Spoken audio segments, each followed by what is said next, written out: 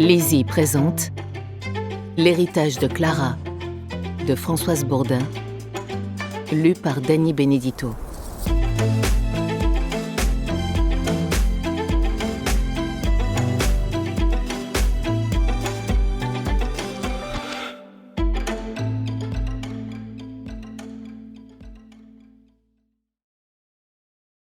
L'histoire de Clara est dédiée à ma mère, Jory Boué, que j'aime et que j'admire, et aussi à Jacques, nouveau venu dans notre clan depuis 40 ans. Chapitre 1. Valongue, 1967. Vincent observa quelques instants la course des deux enfants qui nageaient côte à côte, soulevant des gerbes d'eau. Depuis le début des vacances, ils n'avaient pas cessé de se lancer des défis, à pied, à vélo ou dans la rivière, et leur rivalité finissait par exaspérer tout le monde. Sur la berge, Tiphaine encourageait son frère et son cousin à grands cris, une main en visière pour mieux les voir, l'autre cramponnée à un vieux chrono qui minutait la performance. Un peu plus loin, à l'abri d'un parasol, Magali s'était endormie, assommée par son habituel mélange d'alcool et de médicaments. Pour ne pas céder à l'émotion, Vincent détourna son regard. Même s'il refusait de s'apitoyer, il n'était pas détaché d'elle.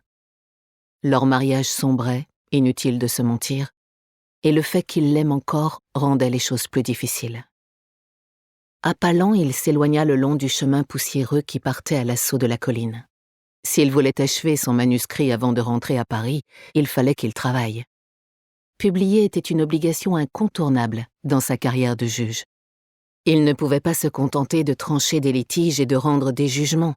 Il devait aussi écrire, faire avancer le droit, obliger des générations d'étudiants à plancher sur ses bouquins. Quelle dérision! Il se contraignit à accélérer l'allure.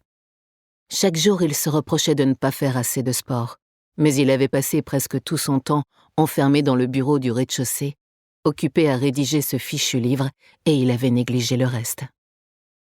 Parvenu au sommet, il s'accorda quelques minutes pour contempler le paysage. Sur sa droite, dans la vallée, il discernait les toitures roses de Valongue, puis au-delà, les contours bleutés des Alpilles.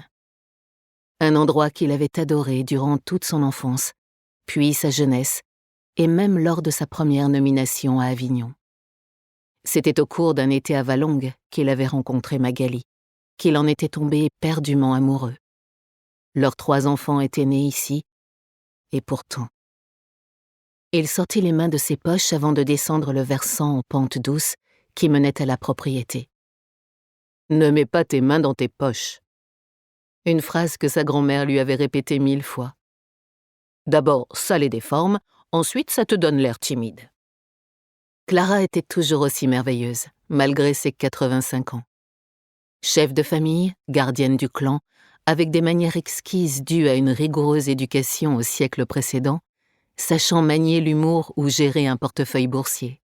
Elle avait été autrefois une belle femme, ensuite une maîtresse femme, et tous ses petits-enfants et arrière-petits-enfants lui étaient férocement attachés, au point d'avoir fait le silence sur le drame épouvantable qui les avait déchirés quelques années plus tôt.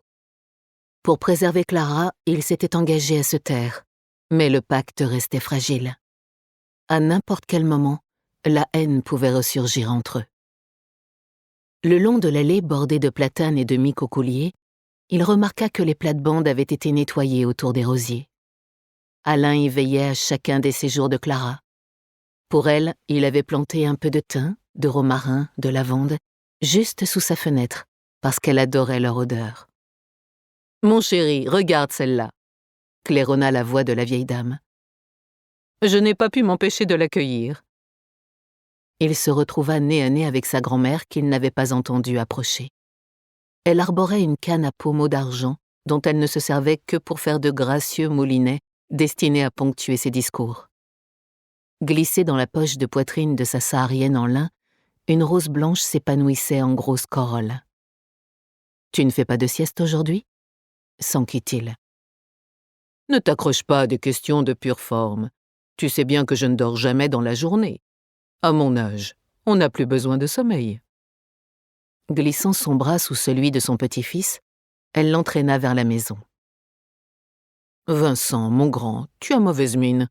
Tu travailles trop. Où sont-ils tous passés? Au bord de la rivière. Bien sûr. Et qui surveille les petits? Madeleine, Hélène. Alors viens boire un thé glacé avec moi. Depuis toujours, il était son préféré. Elle n'y pouvait rien, hormis espérer que les autres n'en aient pas conscience.